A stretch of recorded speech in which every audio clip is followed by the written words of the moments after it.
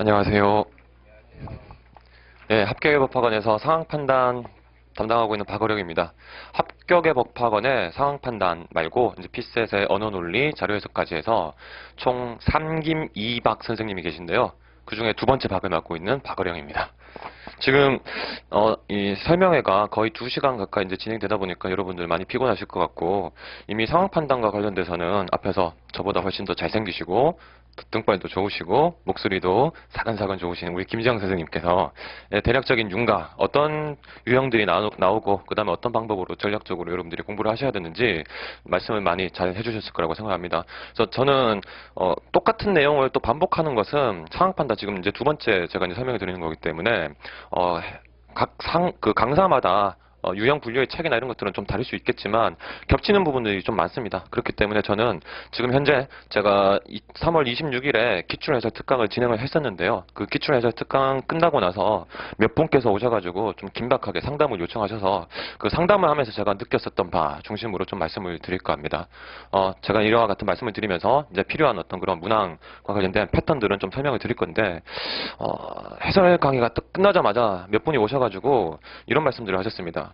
그러니까 여러분들이 오셨는데요. 그 중에서 평균 잡아서 이제 제가 어느 정도 수험 공부를 하셨는가, 준비를 하셨는가, 좀 대략적으로 평균을 내보니까 못해도 한 1년 정도는 다들 공부를 하셨던 분들이 이제 오셔가지고 이번 2016년 문제 보시고 나서 전반적으로 점수대가 한 60점 후반대, 70점 초반대 정도의 점수분들이 오셔서 저한테 이제 상담을 요청하셨어요. 상담을 하면서 제가 느꼈었던 바 몇 가지를 중심으로 말씀을 드리겠는데, 첫 번째는 이런 거였습니다. 분명히 다른 학원에서나, 다른 학원이죠. 제 수업을 들으셨던 분들은 안 오셨기 때문에 타 학원에서 이제 공부를 하셨어요. 수업도 들으시고 1년 가까이 이제 쭉 공부를 하셨는데 효과적으로 공부를 과연 하신 게 맞는가라는 그런 생각이 좀 들기도 했습니다. 제가 누구를 폄하하고 하려는 건 아니고요. 여러분들이 아무래도 이제 대부분의 분들이 2차 과목까지 같이 병행을 하셔야 되기 때문에 이 시험이 1차에 올인을 바로 하기가 힘드신 시험이라는 거 다들 알고 계시죠. 그래서 어떤 형태로 공부를 하느냐는 다 각자 다르지만 최대한 1차 공부는 효과적으로 하셔야 될 겁니다. 여기서 효과적이라는 것은 이미 김재영 선생님께서도 말씀하셨겠지만 일단 상황 판단만 국한해서 말씀을 드리자면 여러분들은 패턴 중심으로 학습을 하셔야 됩니다. 지금 현재 김재영 선생님께서 한 3주 있다가 진행을 하실, 제가 왜 다른 선생님 강의를 홍보해드리는지 모르겠는데, 김재현 선생님께서도 패턴 5라고 해서 5가지 패턴을 강조하시듯이 저 역시 마찬가지입니다. 상황 판단이라는 것은 여러분들이 언어 패턴, 법규 패턴, 계산 패턴, 퀴즈 패턴, 각각의 패턴에서 도대체 어떤 방식으로 접근해야 되는가, 그것 중심으로 여러분들이 전략을 짜고 기출문제에 대한 분석을 해나가셔야 됩니다. 근데 이제 대부분의 강사분들, 저 포함해서 이 신림동에서 피셋을 공부를 가르치시는 대부분의 강사분들께서 일단은 패턴 중심으로 다들 학습을 하게끔 유도를 하십니다. 근데 이제 제가 쭉 1년 동안 학습을 지도를 하고 강의를 하면서 느낀 것은, 실제로 여러분들이 이 패턴들을 능동적으로 공부를 하시기보다는 아무래도 이제 2차의 압박감 때문인지 모르겠는데 그냥 듣고 좀 휘발을 하시는 경우가 많아요. 휘발을 하시는 경우가 많아요. 2차 과목에 갖는 그 부담감이 원체 크기 때문에 1차를 수업에서만 정리하고 그냥 넘어가시는 경우가 많은데, 그러시면 안 된다는 것을 이번에 좀 상담하면서 많이 느꼈습니다. 일단 여러분들이 첫 번째로 첫 번째 유형 분석을 해 나가실 때는 정확하게 가장 효과적으로 시험장에서 바로 활용할 수 있는 그러한 패턴 중심으로 정리를 해 나가셔야 됩니다. 여기에서는 이제 저만의 어떤 방법을 잠깐 말씀을 드리겠는데요. 이미 김정은 선생님께서 4가지 혹은 5가지 유형 분류를 하셨듯이 저 역시 크게 봤을 때는 4가지 정도로 나눠서 첫 번째 이 언어 중심의 텍스트 유형에 대해서 어떤 형태로 접근해 나가야 되는가를 이렇게 설명을 드립니다. 많은 분들이 이 방법론을 모르시는 상태에서 다들 이제 접근을 하셨던 경우가 많았는데요. 상담 오신 분들의 시험지를 제가 좀 놓고 봤습니다. 놓고 봤더니 본문 텍스트가 이렇게 있으면 모든 문장 핵심 키워드에 다 밑줄이 들어가 있습니다. 한번 생각을 해보세요. 이렇게 모든 문장에 밑줄이 들어가면 어떤 문장을 차후에 선택지 보면서 뽑아내야 될지 그게 바로 분류가 될까요? 잘 안 되겠죠. 그러니까 본인의 입장에서는 분명히 중요하다고 생각하고 밑줄을 그었지만 그렇게 밑줄 그은 내용이 너무 많아지게 되면 사실 그런 밑줄은 의미가 없게 됩니다. 그래서 밑줄도 정확하게 잘 그으셔야 되는데, 저는 텍스트 유형과 관련되어서 여러분들이 가장 효과적으로 분석하고 실전에서 활용할 수 있는 방법은 끊어읽기라고 항상 강조해서 말씀을 드립니다. 왜 그런가는 실제 이 상황 판단에 등장하는 텍스트 유형 문제가 이런 것을 본질적으로 물어보고 그와 같은 구조를 띠고 있기 때문입니다. 자, 간결하게만 말씀해 드릴게요. 1문단에 있었던 정보 가운데서 제일 핵심적인 것들에 대해서 선택지 1개 아니면 2개가 물어봅니다. 1문단의 정보가 2문단에서 연결되어서 질문의 대상이 되는 경우는 잘 없습니다. 그렇기 때문에 여러분들이 언어 유형, 텍스트 유형 문제의 거의 대부분은 첫 번째 문단만 보고 정답이 바로 도출되는 경우들을 실제 기출 분석하시다 보면 왕왕 경험하시게 됩니다. 이렇게 정보 자체가 언어 논리에서처럼 1문단의 핵심 정보가 2문단, 3문단과 연결이 돼야 되는 종합적 읽기가 아니라 이런 종합적 읽기가 아닙니다. 상황 판단의 텍스트 문제나 아니면 두 번째로 여러분들한테 좀 힘겨움을 느끼게 만들 법규형 문제 대부분이 정보가 끊어집니다. 끊어지기 때문에 1문단 혹은 첫 번째 조, 두 번째 조 정도까지 한번 정리하고 그리고 선택지 판단하고 두 번째 부분도 마찬가지로 정리하고 선택지 판단하다 보면 실전에서 여러분들이 이 하나의 텍스트를 100% 다 이해하고 정리한 상태에서 선택지를 보는 게 아니라 실제로는 절반 정도의 정보만 처리한 상태에서도 정답이 바로 도출될 수가 있습니다. 이와 같은 시험이 가지고 있는 그 본질과 성격을 정확하게 분석하고 들어가셔야지 여러분들이 90분 안에 40문제를 푸시기 위해서는 시간 안배를 잘 하셔야 되는데 이와 같은 시간 안배 전략이 효과적으로 달성될 수가 있는 겁니다. 자, 이것은 언어, 법규형 둘 다 비슷합니다. 그래서 실제로 이와 같은 문항들의 한 80에서 90% 정도는 이런 분절적인 정보 파악만으로도 선택지에 답을 도출할 수가 있습니다. 그리고 이와 같은 1문단, 2문단 각각의 정보에서 어떤 것을 물어보게 되는가와 관련돼서도 저는 항상 이런 것을 강조드립니다.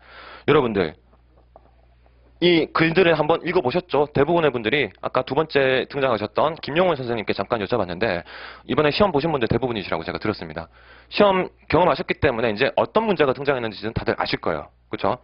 어떤가 한번 떠올려 보시기 바랍니다. 정보가 1문단, 2문단, 3문단에서 분절되어 있다는 것은 경험을 하셨을 것이고 그러면 어떤 것을 물어봤을까? 어떤 것을 물어봤을까?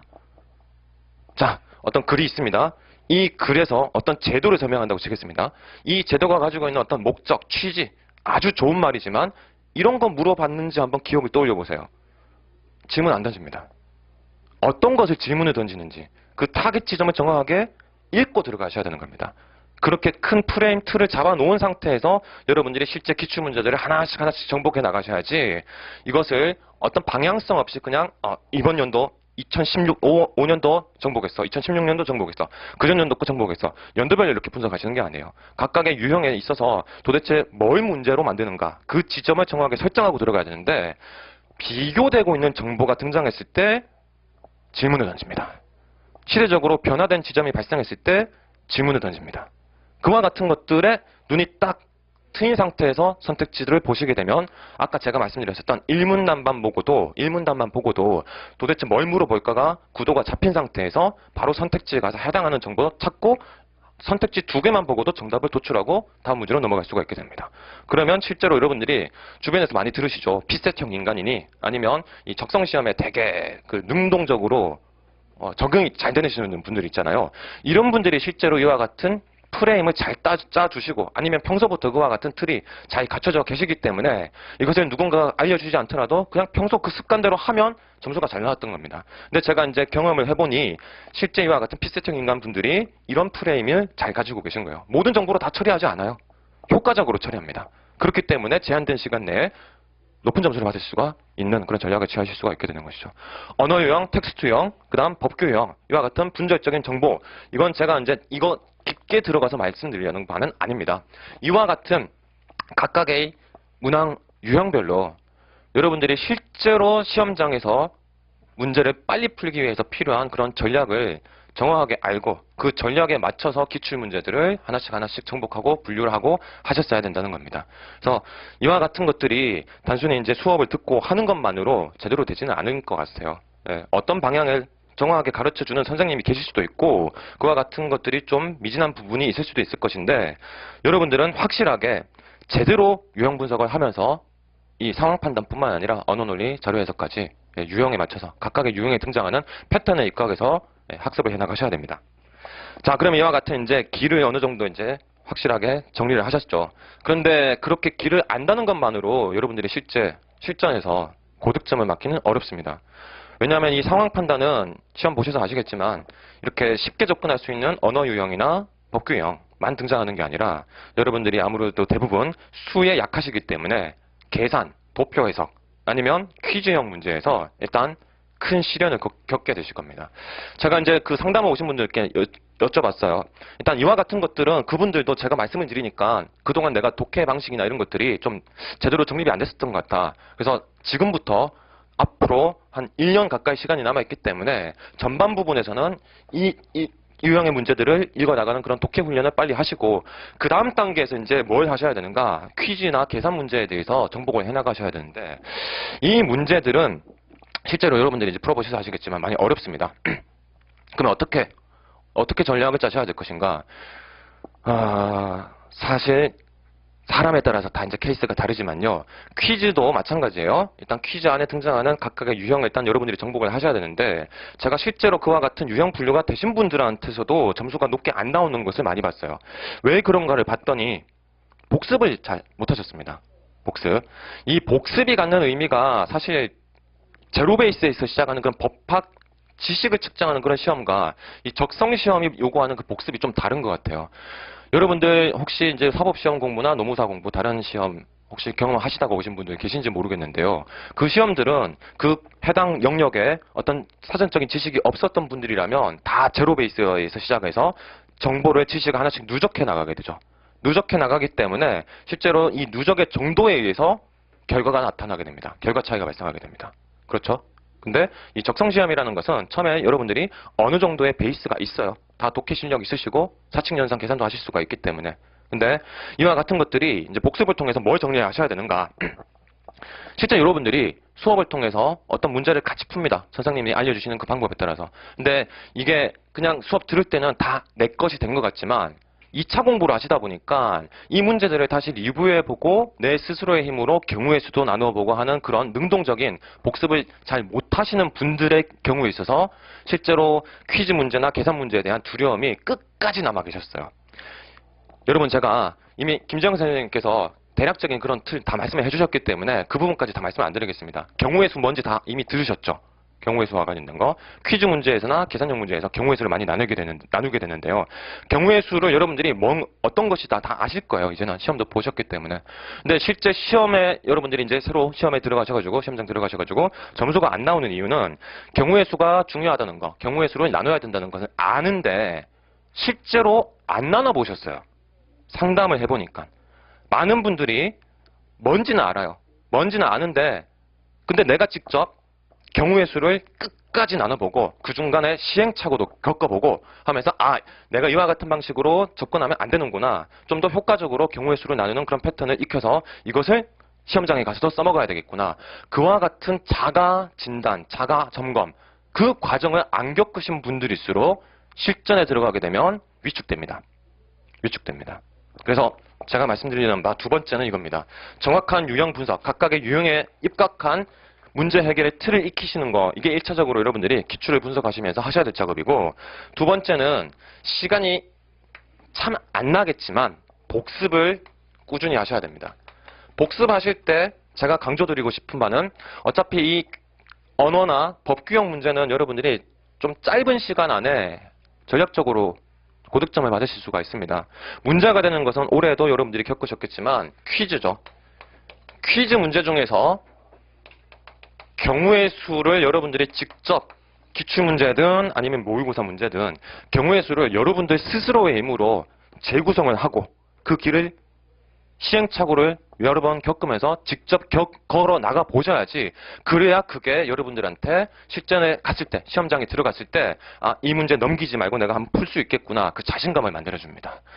자, 제가 계속 비슷한 이야기 반복드리는 것 같아서 좀 죄송하긴 하지만 이거는 제가 그냥 혼자만의 어떤 상상을 통해서 말씀드리는 것이 아니라 기출해석 특강 끝나고 나서 여러분들이 똑같이 말씀하신 부분이고 제가 확인한 부분이기 때문에 아무래도 이 부분을 좀 오늘 강조드려야 되겠다고 좀 제가 미리 생각을 하고 이렇게 말씀을 드리는 겁니다. 복습을 하실 때 여러분들 스스로가 아까 말씀드렸던 방법론, 각 유형별 분석 틀에 입각하셔서 문제를 직접 풀어보시고 특히 계산형 문제나 퀴즈 문제를 여러분들이 정복을 못하시면 올해 80점 컷이 일반 행정직에서 만들어졌죠. 이 80점 컷을 여러분들이 확보하시기 위해서는 언어 논리에서 90점 이상 어느 정도 이제 확보한 상태에서 자료 해석 60점, 70점대 그러면 결국 상황 판단을 얼마 맞느냐가 제일 핵심이 됩니다. 뭐 상황 판단 강사니까 상황 판단 중요한다고 말씀드리는 것일 수도 있겠지만 상황 판단이 그만큼 캐스팅 보트 역할을 한다고 올해 시험은 보여주고 있었습니다. 그러면 상황 판단에서 80점 이상을 안정적으로 맞으려면 결국 계산 퀴즈를 정복을 하셔야 되는데요. 이와 같은 퀴즈 문제들을 여러분들이 경우의 수 직접 나누어 보는 그런 복습 과정을 끊임없이 하셔야 됩니다.